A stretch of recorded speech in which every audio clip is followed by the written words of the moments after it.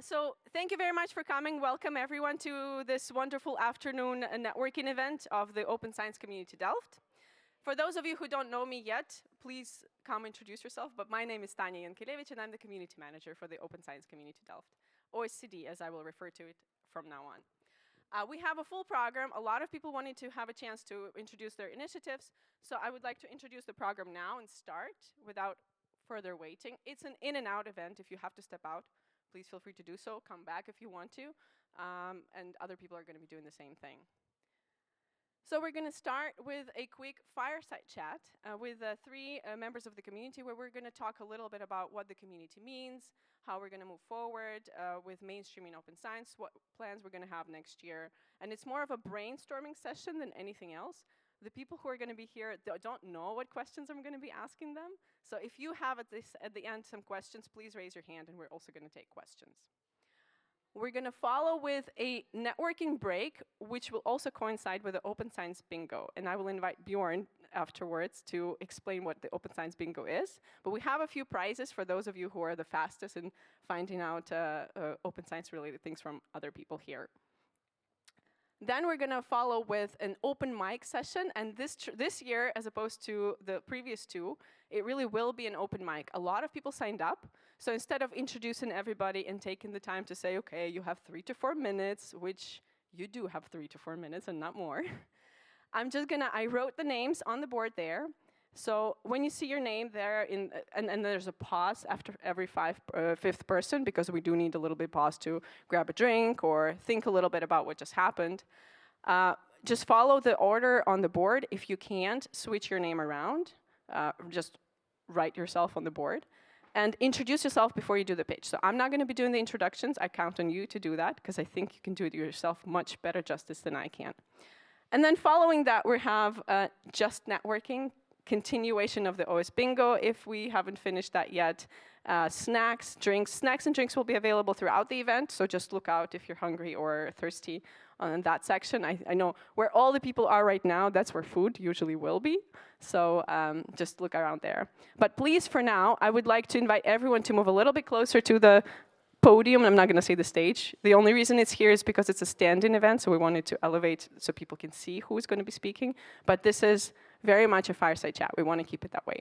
And I want to invite our 3 speakers, or conversationalists, here. So Adarsh, Sandra, and Bjorn, please come join me here.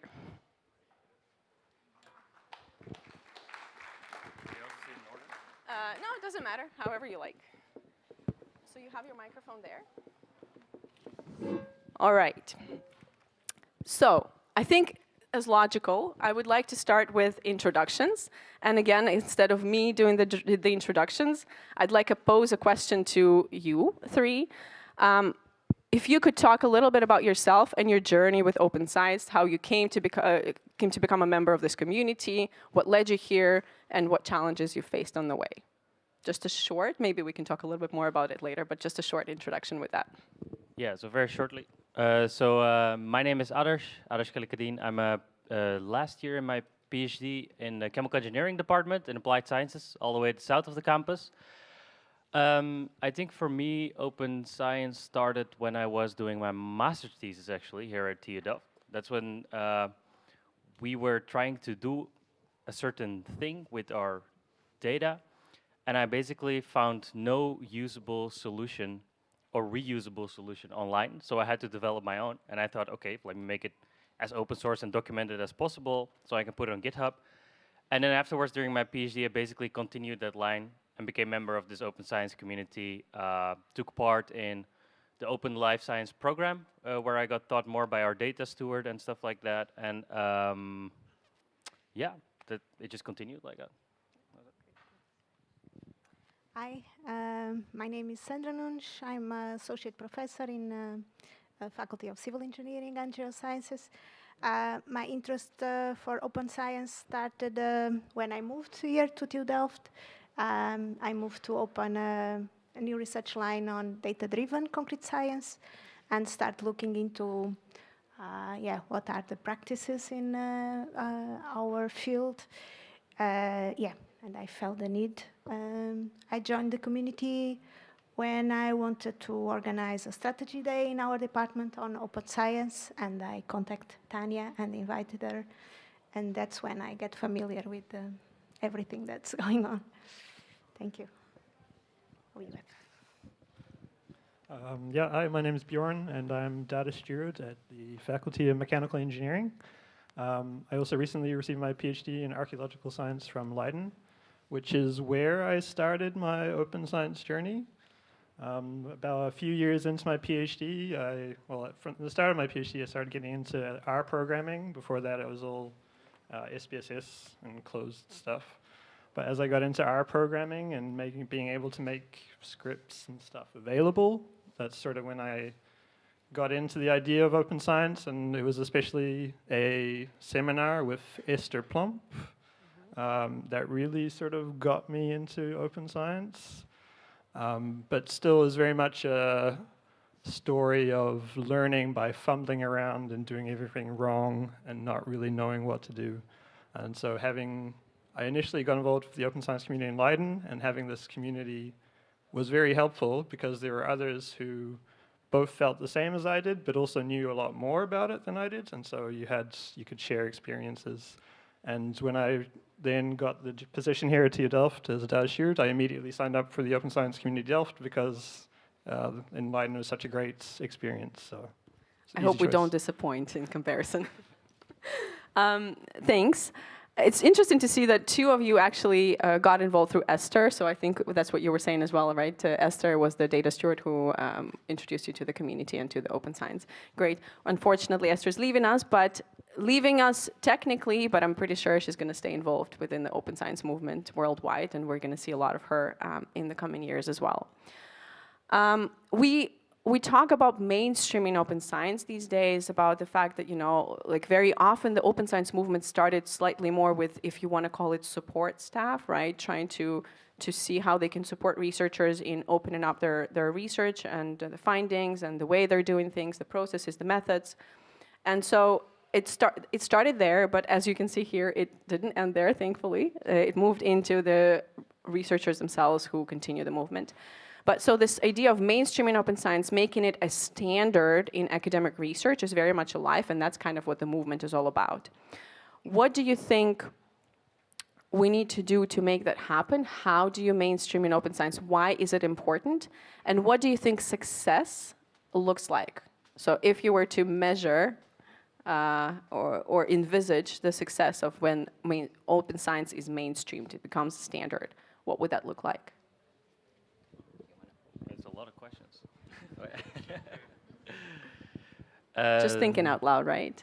Wait, yeah. So starting from the beginning. So how to get it started, right? Was the first question. I think what a lot of people that do research don't realize is that doing things openly, so working with open science, benefits them as well. So it's not only that you're like putting in an effort and it's just for the community to make it easier to use your data or your code. It's also for yourself nicer to look back at anything you've created and still be able to understand it, but also make it usable for anyone. Because in the end, that's what you also want your research to be about. Like, you don't only want to be finding new things, you also want your new findings to actually be used to then be built upon in the scientific community. And I think that context is very often missing. So, for example, if you're doing a PhD and you're working on some kind of piece of code or some piece of data, it's really hard to realize the bigger context of that in the scientific community, and also to convince, for example, your PI that's supervising you that this is actually useful, and that spending a little bit more time on that documentation here and there might be actually super useful for you, any student that you work with, and maybe your department or anyone. And practically, how do you approach this conversation? Yeah, interesting question. I show it, usually. So I really like to discuss it from the point of view that I literally show, for example, my supervisor or anyone that I work with, like, okay, we started with this piece of code, but we extended it because it was documented or because it was open source, and we extended it based on community feedback or based on students that worked on it, because if it's not usable, then nobody will be able to build upon it. And I think just showing that is already a very good start, and worked in my case, but it might not in all cases. So it's a good one option of doing it, right? Yeah, Evidence-based. exactly. Yeah. And so what does success look like? That's the next question. Yeah, good question. So from my point of view, I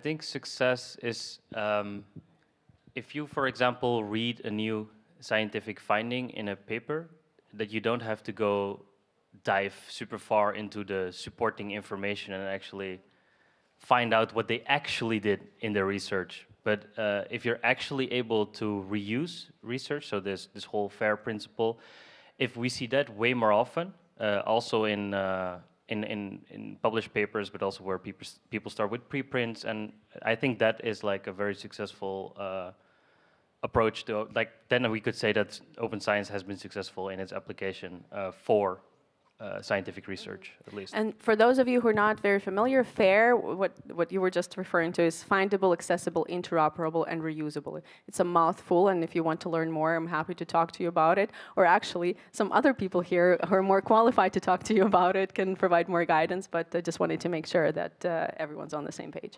Thanks. Yeah, I don't know if I remember the first question. Yeah, maybe, I can share a bit of my experience within my community. For example, I created a technical committee to work on data-driven approaches for our sector. And I see there is a growing interest. I see young researchers really diving in GitHub and chats and trying to learn, because they were not taught about this type of contents.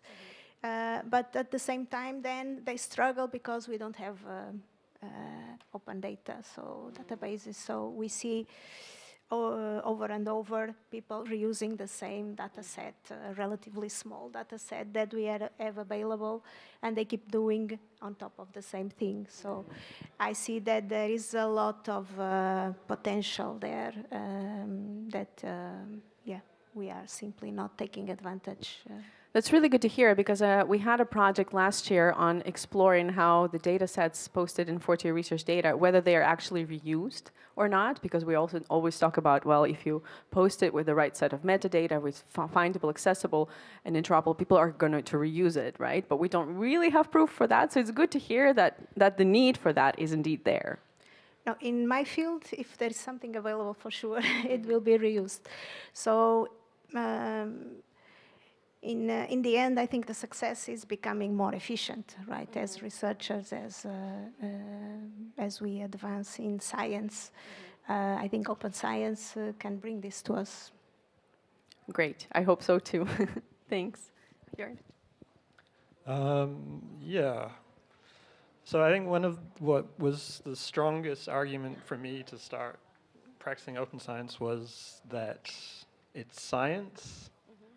And to me, that was just logical. And then, okay, I have to work openly because that's science. I mean, we're building upon previous studies, and we're trying to produce knowledge from previous studies. But if those previous studies can't be validated, they can't be replicated, they can't even be reproduced, then we're building on top of this really, very fragile foundation that could crumble at any time. So for me, that just made sense, and that's sort of why I got into open science, making sure all my work was open, just because, I mean, if what you can see is just the final publication, what does that actually contribute? I mean, it's basically advertising, because you're seeing what the authors want you to see. You're reading the results they want you to see. You don't actually see everything else underneath it. And so you work as a data steward here at TU Delft, right? Is that how you approach researchers that reach out to you for support? Is that your spiel? Like, open science is just science, right? It depends on the researcher. If they're already open, pun intended, to open science, then yes. If they're not, then I usually go down the more, it helps you as well. It benefits not just other people, but it benefits you as well. And sort of get that, I don't want to say selfish motivation, but it kind of is.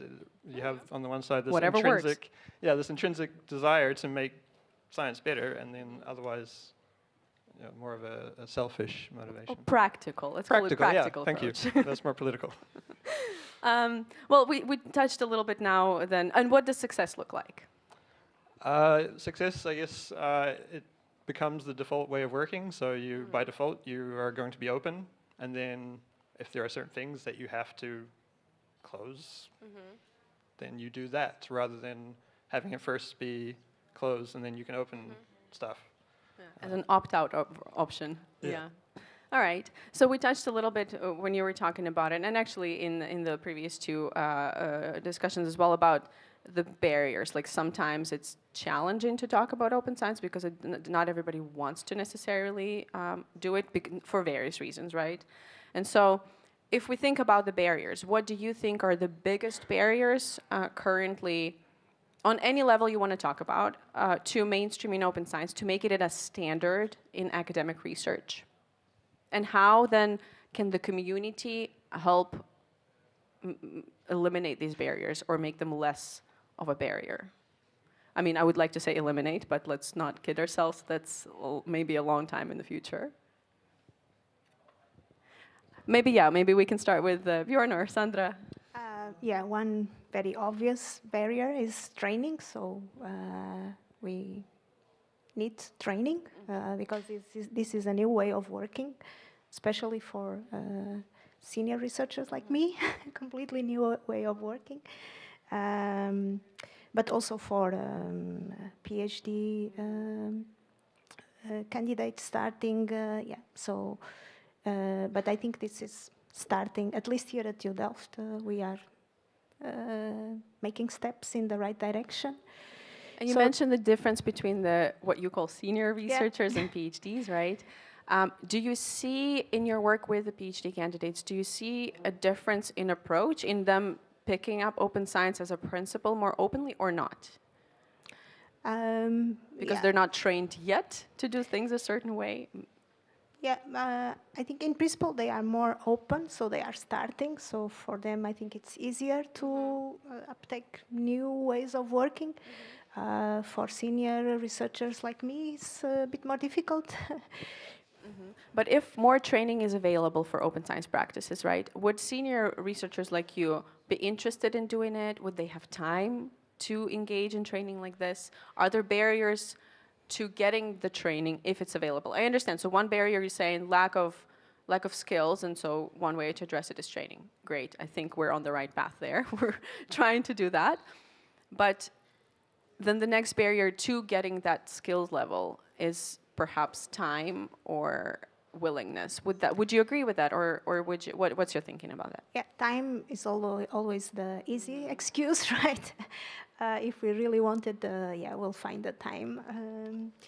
But I think the younger researchers can also help us on this. So we learn a lot with our PhD candidates. So why not also learning about open science? That's great. Yeah. Adarsh, do you have any? I wanted to make a comment because, I think what she says is very right. But also next to the time investment, you have the recognition for the amount of time that you've invested. So if I'm a PhD researcher, next to doing research, or this also goes for the PIs, of course, next to doing research, you're also your own administrative assistant, you're also teaching, you're doing all of those things. But all of those things take up a little of your time. And then if I spend half my day, I don't know, documenting my my code or documenting my data, at the end of the day, there is no additional reward or certification or whatever that I get. So, like, what's the point? What would be the type of reward that you would like to get for that type of work? Yeah. I know I'm putting you on the spot here, and this is a hot topic. A lot of people are discussing it. Nobody has a clear answer, so we're just brainstorming here. I generally don't think there is a right answer for that. I mean, easiest would be money, but Okay, well, valid answer. Okay, No, that's no, no. one way to receive recognition. Valid. yeah, I mean, it's the same scheme as they do. For example, they need more people who have first aid training in the building. You know, the BHV. They tell them, okay, at least you will get some good type of recognition in remuneration or something. I think it might motivate some people. For me, I don't know if it would work. I highly doubt it, actually.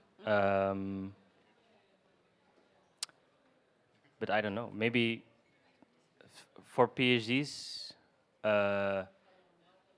maybe if you could, if it would also count towards writing your chapters or something, that you write an additional chapter about your whole experience in setting up, like creating your setup basically, Okay, and yeah. using the open science down the whole pipeline of your research, because you're writing a story about your research anyway. But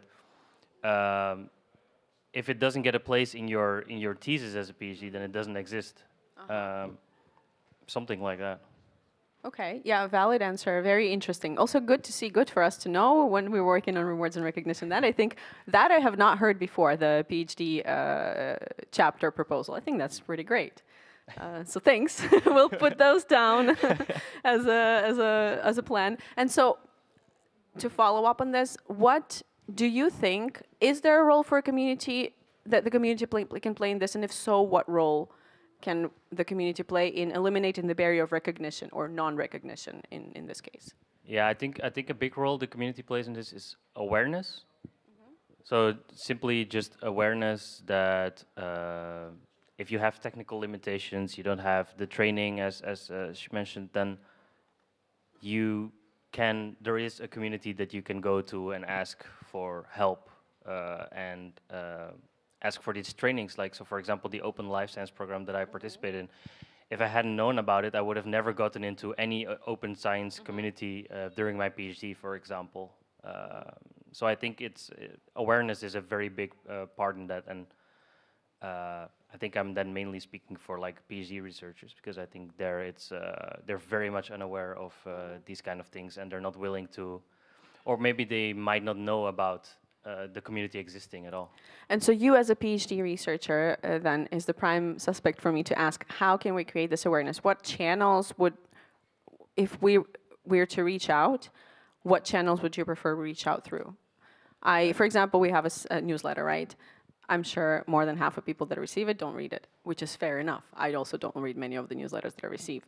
I will still keep sending them because a lot of people do read them, but it's only one way of discussing things, right? Twitter is another channel that we use. We use the net presenters across campus for certain things, not many things, but certain things that we think are important. What channels work for you and your community? Yeah, good question. Definitely not emails, indeed, because you get so many newsletters. That's impossible to keep track with. The best advertisement is actually the word of mouth. Okay. So people that have attended other events or people that have been to workshops, then promoting it to other people in their community. I think that worked best, and that's also what I do if there is a new. Like a new PhD in our group joining, or master students or bachelor students, I tell them like, okay, this workshop might be interesting, or these kind of things might be interesting for you to develop these type of skills that you will take with you through your whole career. It's not only now for this temporary moment that you're at this university. Great. Thanks. And Sandra, again, using your term senior researchers, what would be the channels that you would prefer and your community would prefer? Yeah, sometimes I read newsletters. Great. Yay, we got one. But maybe not all of them. Yeah, I was thinking the data stewards have an important role here, so they can reach to us at department level, for example, and keep us updated about new trainings, new resources. So a more structured word of mouth. Great. Yeah. Consistency there. All right. Bjorn, do you have ideas about the barriers? to open science mainstreaming to becoming a standard, and how can the community support overcoming these barriers? Well, for the rewards and recognition, I think the community is a good way to celebrate the achievements we have made in open science. I know I always feel sort of re-energized, even though, because I mean, the open science community is a bit of a bubble, so in an echo chamber where For sure. everyone here is Converted. so to speak. But for me, it does provide this extra motivation that when I'm after an event like this, I feel motivated to do more open stuff, just because you get this sort of boost from the community. I don't know in terms of converting, but definitely helping the already converted, finding resources, finding other people. And as data steward, the converted data steward, what type of barriers do you see researchers who talk to you, who reach out for your help, facing when it comes to open science? A lack of training, for the most part. Consistent, okay. Which I also remember from myself, is that I understood the idea behind making my data available, I understood the idea behind making my code available, but practically, how do I do that? Like, I sit there with my code, and I think, yes, it has to be open. What do I do now? And I think that's a similar situation that a lot of researchers are sitting in, that it's just not, it's not built into any of the courses we have, any of the trainings we have, and so you may be on board with the idea, but if you can't practically implement it, then that's a barrier. Yeah. And then that's where time comes in as well, because it's going to take extra time because you don't know how to implement it. And then that's also where the recognition comes in, because the priorities go into where you spend your time. And if it's not rewarded, so it's not part of the academic currency, then it's just not going to be prioritized. So. All right. So the training seems to be a consistent barrier, or the lack of training is a consistent barrier. Very understandable. We are working in the environment of limited resources when it comes to training as much as anything else, right? So and I think I speak on behalf of most of the community, whoever is involved in developing training, delivering them, and that could be anyone for whom it's their job or who is just doing this on the side because they want to support their community. But realistically, we realize now we can't cover everyone who wants to participate in training with training opportunities. Taking this as a given, how do you think the community can support, let's say, younger researchers in their open science journey? Are there any resources or tools that you would recommend? Or like, how do people start? How do get them started with open science?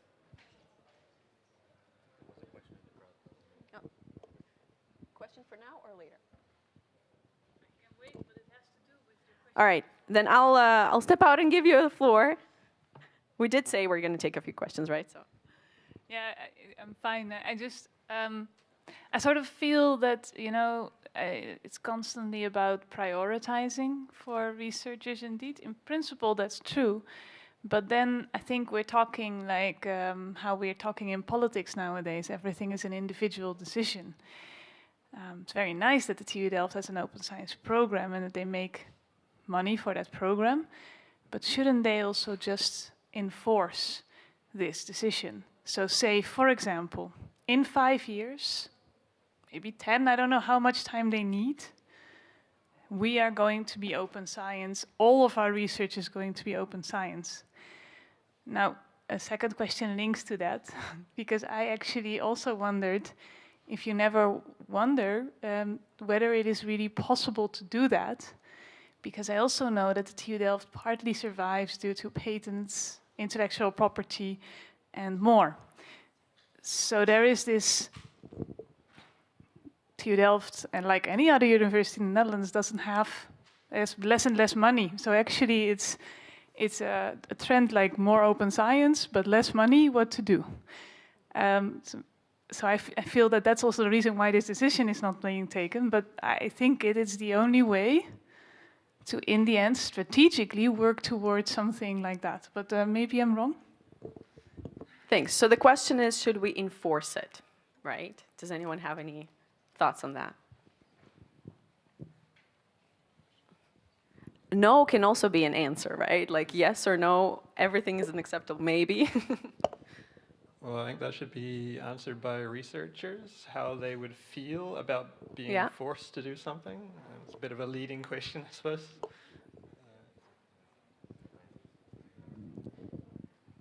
I think it's a valid question, but I think it's also very hard in practice. That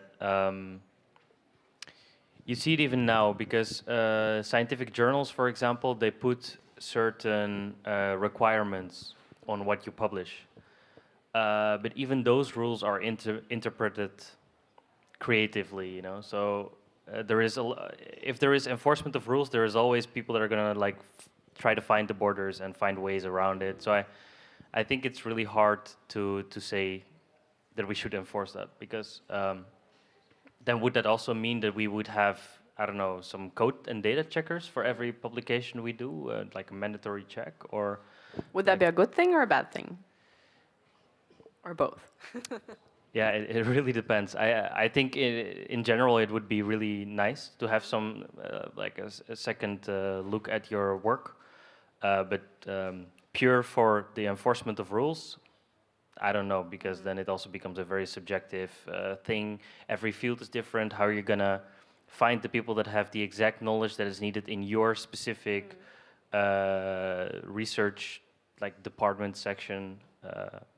And even if you're in the same department or section, you might be doing something that's wildly different from each other, and it becomes impossible to check each other's work. So I think it would be really hard to enforce that, but yeah. Okay, thanks. Sandra, do you have an opinion? Yeah, I think it mainly depends on where the funding is coming from.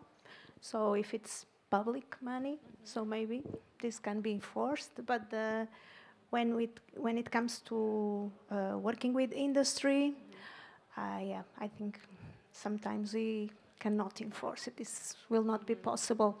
So maybe we have to live with both worlds for some time because, yeah, depends on the funding source mainly. Okay. And do you have experience working with industry maybe and open science being accepted by the industry as something that you use in your research or not? Yeah, it cannot be the first thing we put on the table. So I think it's... But can it be the second, in your experience? Yeah, I did not have that experience yet. Okay. So I still hope after gaining some trust, this will become possible. But yeah, this cannot be the first point of the discussion with industry. At least in my case. So I actually have a practical example of this because my PhD project, for example, is in collaboration with an industrial partner. And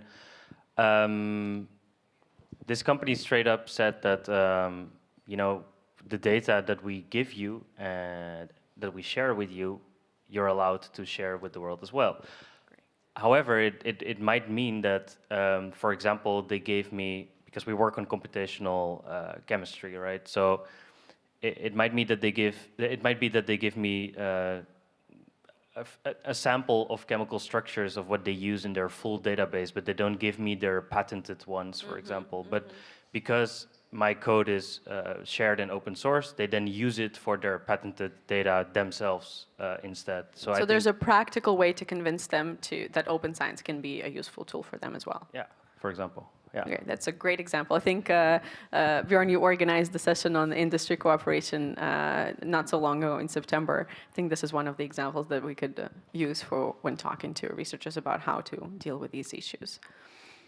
All right, we have very limited time left, so unless there are interesting questions from the audience, or any questions from the audience, any questions are interesting questions, then I'm going to ask maybe one or two more questions before we go. I think the important one is, and we've touched upon this a little bit, but now I'm going to focus specifically on this. Do you have like anecdotes, or do you have stories of when you've faced skepticism towards open science in your work? And if so, how did you deal with it? And did you learn anything from this? And could be a positive way that happened, or could be a negative way that it happened. You couldn't convince someone. And did you learn anything from it? Is there anything that the community can benefit from your experience in that sense? How do we approach skepticism?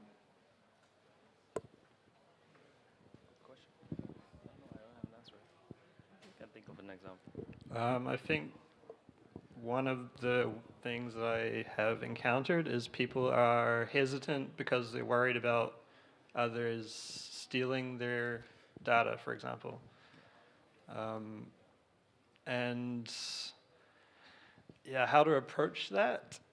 I mean, what I generally say is that as long as you're publishing it correctly with a license associated with it, then you're going to get impact from those data. They're not, if they steal it, they have to cite you, otherwise it's plagiarism. So, yeah.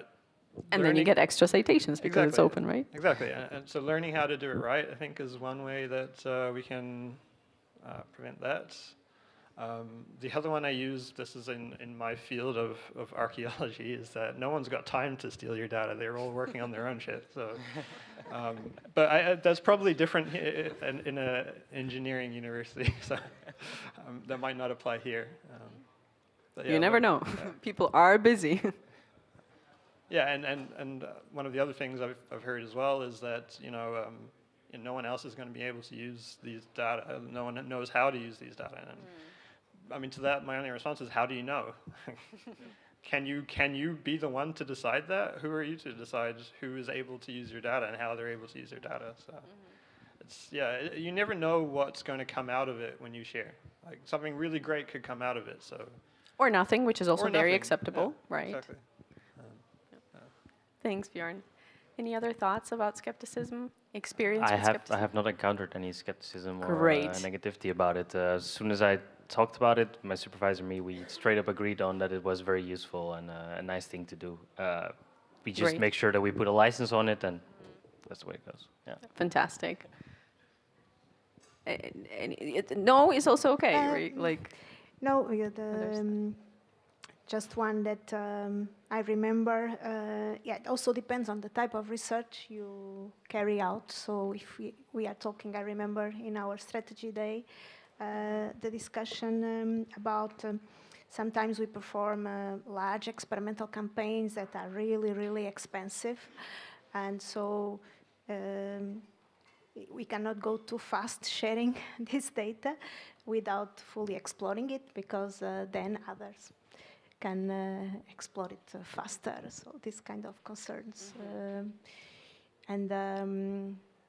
Especially if you are talking of very expensive and time-consuming experimental campaigns.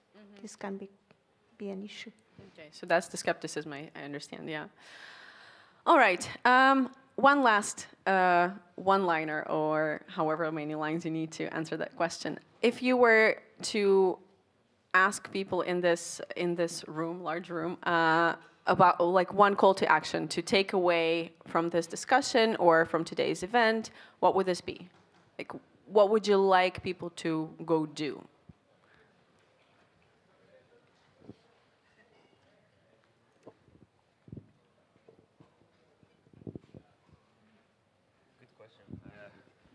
I think most people here are already converted, so it's a little bit difficult.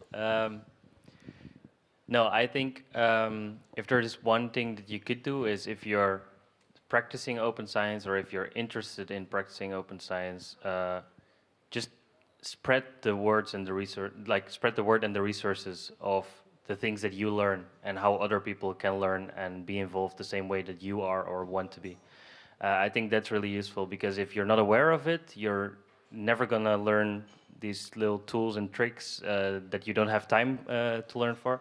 So if that happens via like word-to-word, like word-to-mouth communication, I think that's really useful. So your call to action is go talk to at least one person who doesn't know about open science. Exactly. Great, thanks. Yeah, I would also say be open to share your experiences and your knowledge, and I'm pretty sure everyone here is open because I already reached some of the people here and they were very helpful. So That's really great to hear. Bjorn, any words of wisdom from you? I don't, I'm terrible at one-liners. You can have two. I don't know. Be excited about it. Like, portray the enthusiasm that you have for open science, and others will either get on board or they won't. Yeah. And even if one person does, then you've done a good job. So. Fantastic. Thank you so much. Thank you all of you for sharing these thoughts with me. As you have probably noticed, these were not shared. The questions I was asking were not shared with our conversationalists today. So thank you for letting me put you on the spot and pick your brain about it and about your experiences. Very valuable. Thanks. Thank you very much.